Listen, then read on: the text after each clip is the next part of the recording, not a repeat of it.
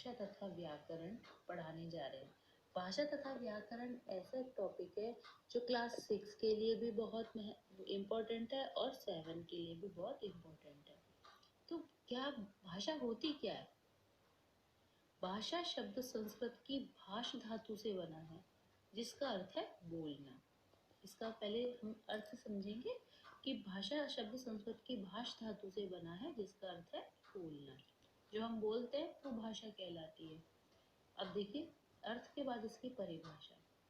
भाषा वह साधन है जिसके द्वारा व्यक्ति अपने मन के भावों व विचारों को बोलकर या लिखकर प्रकट करता है तथा दूसरे के विचारों को सुनकर अथवा पढ़कर समझता है, उसे भाषा कहते हैं।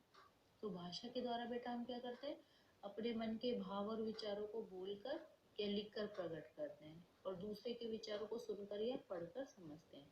अच्छा, इसको मैं एक ऐसे तरीके से समझाऊं कि मुझे आपसे कोई क्वेश्चन सुनना है, ठीक है, और मैं एक बच्चे को खड़ा करती हूँ क्लास में, तो मुझे मैं क्वेश्चन बोलती हूँ तो आप बोलकर ही तो आप उसका आंसर दोगे ना।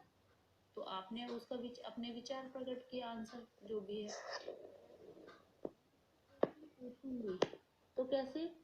या तो मैं ब्लैक बोर्ड पे लिखूंगी उस क्वेश्चन को, है ना, और आपसे क्या करूंगी, सुनूंगी, या फिर कॉपी में उसका आंसर लिखवाऊंगी। जैसे आप उसमें लिखते हैं, पेपर्स एग्जाम होते जब लिखते हैं, तो वो क्या है, आपकी भावों की या विचारों की अभिव्यक्ति तो है।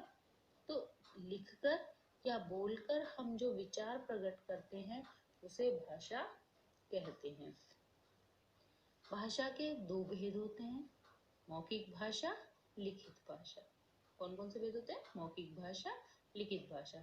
जब मैम ओरल एग्जाम लेती है तो वो क्या हो गया? मौखिक भाषा। कैसे समझ सकते हैं इसको? जो आपका रिटर्न एग्जाम होता है उसे क्या बोलते हैं? लिखित भाषा, है ना।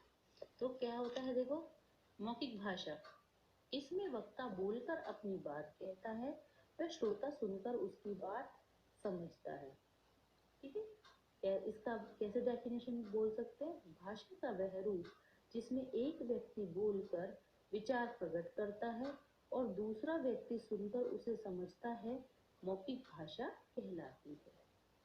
मतलब सिर्फ इसमें बोलने का होता है, बोलकर हम विचार प्रकट करते हैं। जैसे मैंने ओरल टेस्ट लेना है मुझे हिंदी का, तो मैं किसी बच्चे को बुलाऊंगी, एक 1 रोल नंबर को, और मैं उनसे कहूंगी कि पहले कविता सुनाओ, तो वो सुनाएगा बच्चा। फिर मैं उससे कुछ मुहावरे पूछ लूंगी तो वो बोल कर ही बताएगा।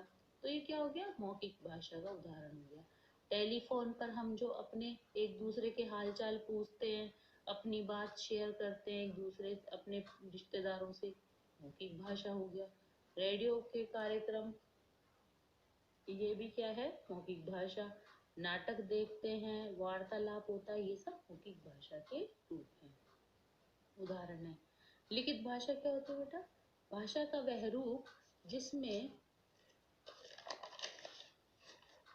व्यक्ति अपने विचार या मन के भाव लिखकर प्रकट करता है और दूसरा व्यक्ति पढ़कर उसकी बात समझता है, उसे लिखित भाषा कहते हैं। जैसे पत्र, लेख, पत्रिका, समाचार पत्र, कहानी, जीवनी, संस्मरण, ये सब लिखा हुआ होता है, उसको हम पढ़कर अभिव्यक्त करते हैं। या हमें अपने भावों की अभिव्यक्ति करनी है, विचार बताने, तो हम लेटर लिख सकते हैं।